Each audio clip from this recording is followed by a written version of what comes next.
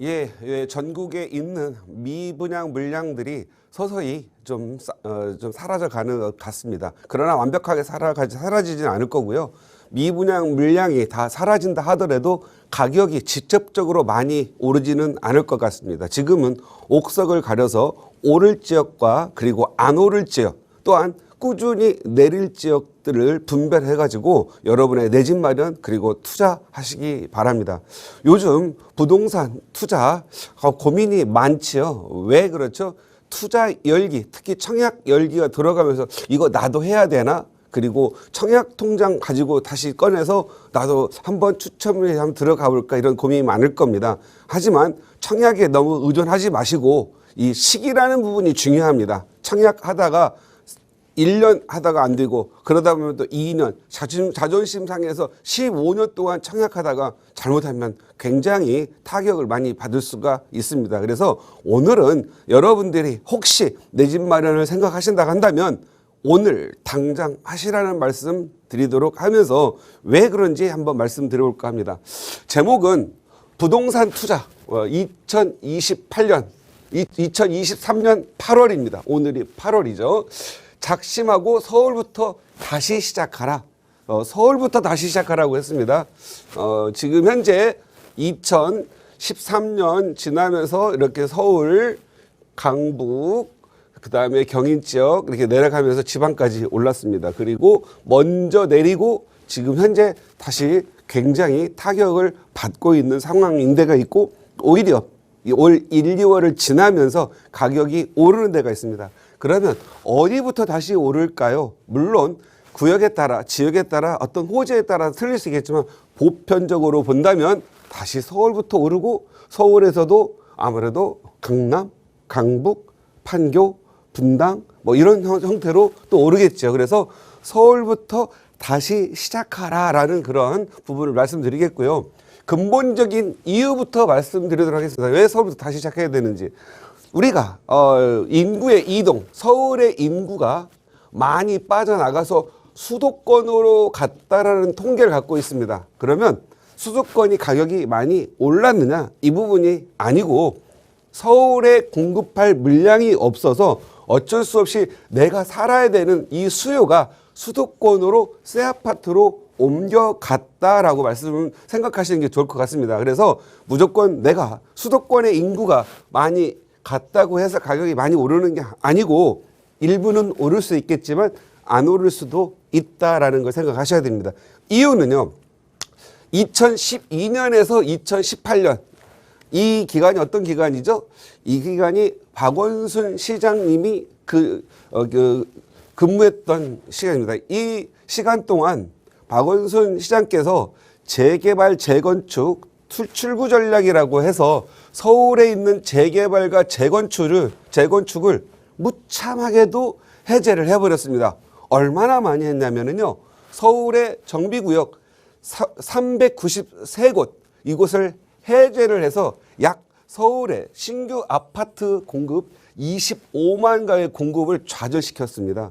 이 25만 가구는요. 약 분당이 9만 8천 가구, 우리 일기 신도시 분당이 약 9만 8천 세대 정도가 되는데 요 분당 규모의 약 2.6배 정도를 공급을 없애버린 겁니다. 그래서 노후 주거지로 다시 남게 되죠. 그러니까 새로운 사람들이 좀 더 편안한 주거, 좀 살만한 주거를 찾아보니까 서울에서 잘 나오지 않으니까 결국은 수도권으로 이전할 수밖에 없었죠. 거기에는 2기 신도시라는 공급이 있었던 겁니다. 그래서 2기 신도시 그리고 3기 신도시는 비록 아직 짓지는 않았지만 사전청약이라는 형태로 사전청약이라는 부분을 받기 위해서 그쪽으로 주민등록을 이전해 가고 또 현지에서 1년 이상 또는 2년 이상 거주를 해야만 여기에 사전청약을 들어갈 수 있기 때문에 많은 분들이 임대로 옮겨가게 된 겁니다. 인구의 분산 정책은 성공한 걸로 보여집니다. 하지만 서울의 수요가 사라졌나요? 그건 아닌 것 같습니다. 오히려 내려가신 분들이 오히려 돈만 모은다 한다면 더 모아서 서울에 오고자 하는 마음이 더 많아졌죠.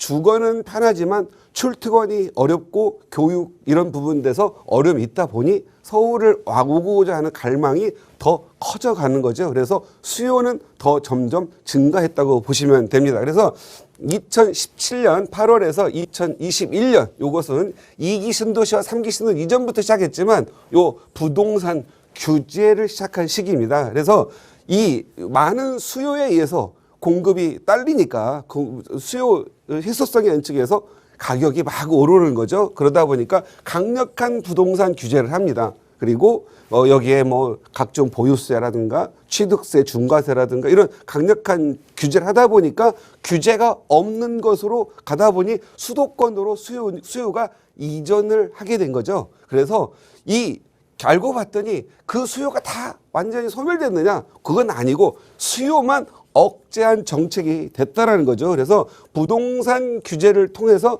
부동산 시장 전체를 경기 침체를 만들었죠. 그리고 공급량, 거래량 자체가 줄어드니까 여러 사람들이 어려운 지경에 이른 거죠. 그리고 결국은 부동산 경기의 침체가 우리 한국 경기의 침체에 영향에도 많이 미치고 있는 게 현실입니다.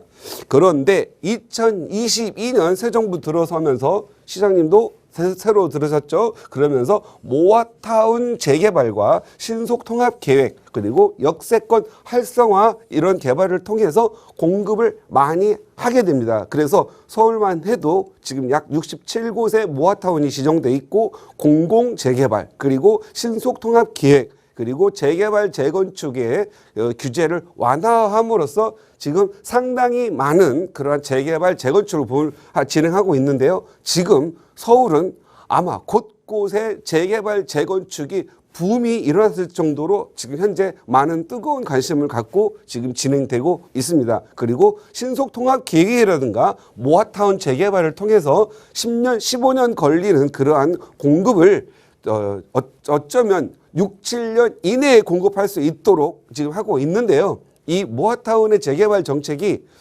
관리계획을 짜가지고 나가는 부분인데 최근에 보면 벌써 1년 6개월 만에 동의서 모아타운을 시작한다고 동의서를 받았던 일부 동네의 일부 지역들은 벌써 건축 심의까지 지난주에 마친 데가 있습니다. 말도 안 되게 빠른 기간이죠. 보통 우리가 재개발, 재건축 한다면 구역 지정에서 건축 심의까지 가는데 최소한 7, 8년 걸리는데 요즘 11년 6개월 만에도 달성하는 그런 걸로 봤을 때 이 모아타운 재개발로 그동안 부족했던 그러한 공급은 어느 정도 일부 기여할 걸로 보여집니다. 그리고 신속통합 계획을 통해서 이 건축 심의 부분을 통합 심의를 시킴으로써 또 공급이 빨리 이루어질 걸로 보이고 물리적으로 봤을 때는 10년에서 11년 이내로 공급될 걸로 보여집니다. 또한 역세권 활성화 개발을 통해서 역세권도 과감하게 용적률을 높여줌으로써 필요한 지역에 필요한 공급을 하겠다라는 정책이죠. 그래서 신규 아파트 공급은 이 서울의 신규 아파트 공급은 당분간 많이 일어날 걸로 보이고 그리고 또 이 모아타운 재개발과 신속통합 재개발을 통해서 내가 미래의 집을 들어가서 살겠다는 그런 부분들이 있다 보니까 실질적으로 당장 여기서 살지는 않더라도 내가 서울에 있는 재개발을 사놓고라도 본인들이 싼 지역에서 임대나 또는 월세나 전세로 거주함으로써 일단 수요는 어느 정도 잠재우고 있는 것 같은 그런 현상이 보입니다. 그렇다면 모아타운과 신속통합계획, 역세권 그리고 또 재개발, 재건축 규제를 완화해서 계속 공급이 된다라고 한다면 당분간은 서울은 신규 아파트의 공급이 지금 현재 진행되는 걸로 보입니다. 앞으로 10년 동안은 계속적으로 부밍이 일어나듯 아마 공급할 걸로 보여지는데 이렇게 공급이 된다고 한다면 수요는 서서히 줄어들고 서울에 대한 공급 문제를 해결시킴으로써 문제는 수도권으로 번지게 되겠죠. 그래서 수도권의 부동산 시장에 영향을 줄 것으로 보이는데 가격이 상승이 안 되는 쪽으로 하락하는 쪽으로 영향을 줄 것으로 보입니다. 다만 지금 현재 수도권의 부동산 가격이 건축 건축비 이상, 건축비 정도에 도달한 지역들은 가격 하락은 없겠고 유지될 걸로 보여지는데 건축비 이상으로 공급된 그러한 가격이 형성된 곳은 어느 정도 하락도 예상이 됩니다. 그래서 지금 현실적으로 그동안 서울이라고 하는 대도시라고 하는 그런 지역들에 대해서는 수요는 많았지만 공급이 안 됐다라고 한다면 이제는 필요한 곳이 서울이기 때문에 필요한 지역에 필요한 공급이 이루어지는 시기라고 보여집니다. 그렇다면 여러분들은 지금 2023년 8월 이 하반기에는 서울에 다시 시작해야 된다. 그리고 서울이 너무 많이 오른 2, 3년, 4, 5년 지난 시점에 가서 그때는 너무 비싸니까 다시 수도권으로 이 수요가 어느 정도 이전될 걸로 보여지는데요. 지금 당장은 서울이 2022년 1, 2월 기준 했을 때 2021년 최고가에 대비했을 때 약 30-40% 가격이 하락이 되었다가 최근 3-4월을 지나면서 가격이 지금 현재 어느 상승세로 이어가고 있다. 그리고 가격이 많이 오르는 근본적인 이유는 건축비의 상승에 있다. 건축비가 어느 정도 올랐냐면요.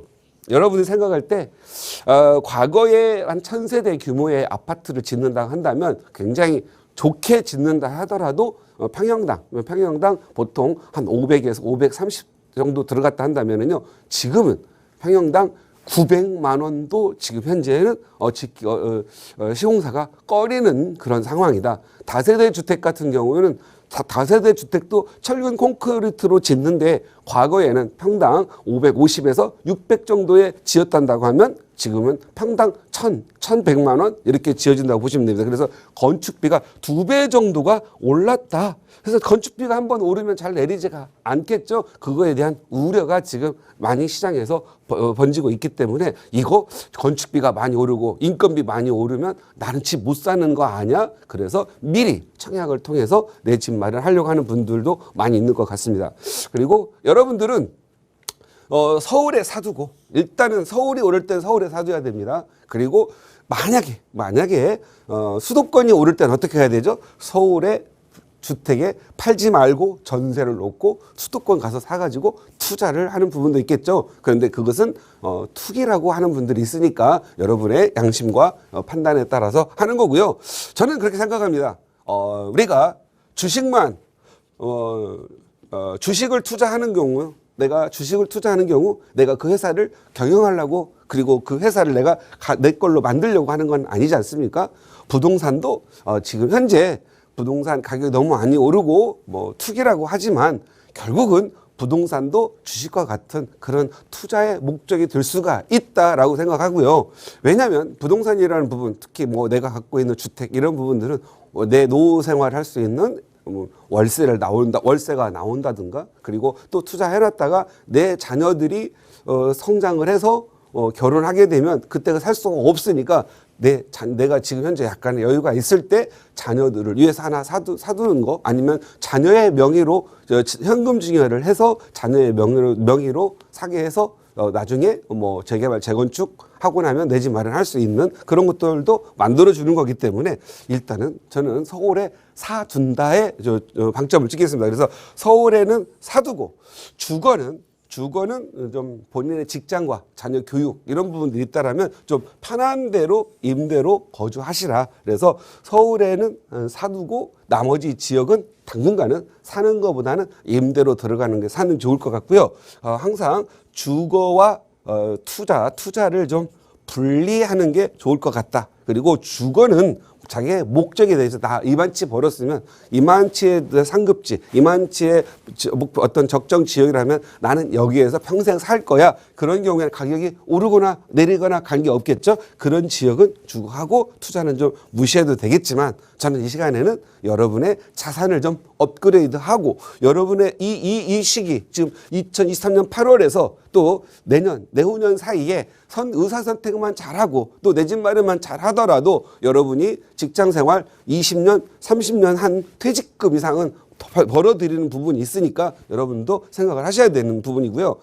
일만 하고 나는 일만 열심히 하고 정년퇴직했더니 내 내 집값은 안 오르고 나는 아무것도 없고 내 퇴직금 하나만 가지고 내 노후 대책하려니 힘든 분들 있지 않습니까? 그런 분들은 나중에 후회하지 마시고 지금부터라도 내 집 마련도 하시고 또 내 집 업그레이드 전략도 하시고 내 자녀들을 위한 투자도 생각하시면서 여러분의 자녀와 여러분 자신의 노후 대책도 하셨으면 좋겠습니다. 세 번째, 여유가 안 되면 과감하게 포기하고, 그러니까 서울에서의 주거를 포기하라는 거예요. 서울에서 주거를 과감하게 포기하고 어디에 살든 거기에 사시더라도 서울에 한 평짜리 땅 한 평짜리라도 재개발에라도 투자를 해두어라.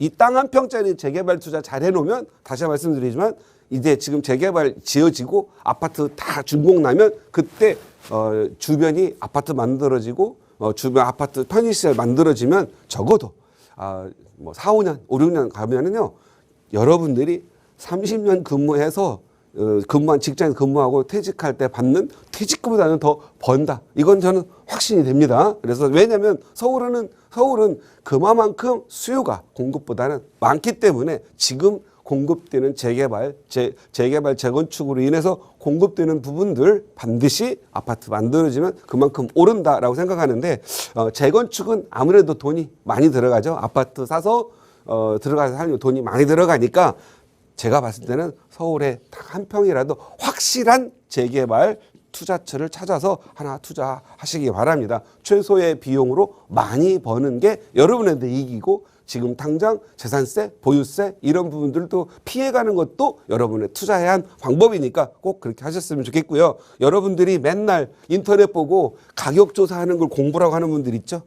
이 공부 아니에요. 가격 조사를 공부라고 하시는 분들은 좀 뭔가 이렇게 착각을 하시는데 그렇게 조사하시는 분들은요 항상 보면은 그릇된 투자, 안 오르는 투자 꼭 버려야 될 그런 이상한 동네 투자하니까 확실하게 말씀드리는데 혼자 공부하고 혼자 재개발 투자 하시려고 하지 마시고요.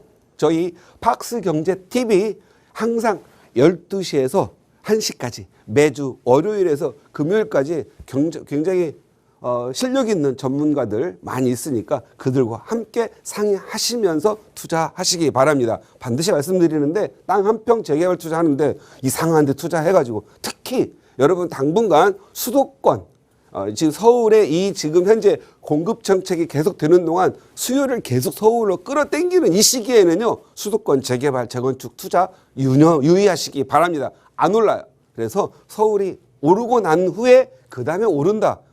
항상 수요는 서울에 있다. 그런 부분들 꼭 하셨으면 좋겠다. 상대적인 것이고 올랐다고 좋은 것이 아니라 상대적으로 오를. 그다음에 철근값, 인건비, 건축비 대폭 증가했습니다. 철근값 톤당 50만 하는 부분 120만 원 올랐다가 현재 100만 원 정도 하고요. 특히 인건비 엄청나게 올랐고 인력도 없습니다. 중국에서 인력도 안 옵니다. 이제 한번 오른 건축비 이제 대폭 증가했는데 내리기는 어려울 것 같습니다. 이런 부분들 생각하셔서 지금이 가장 싼 시기일 거다. 그리고 작년, 재작년 많이 올랐다는 부분들 그거 무시하시고요. 지금 이 순간 많이 오를 거라고 생각하시고 여러분의 미래 잘 꾸몄으면 좋겠다는 의견 드리면서 마치도록 하겠습니다.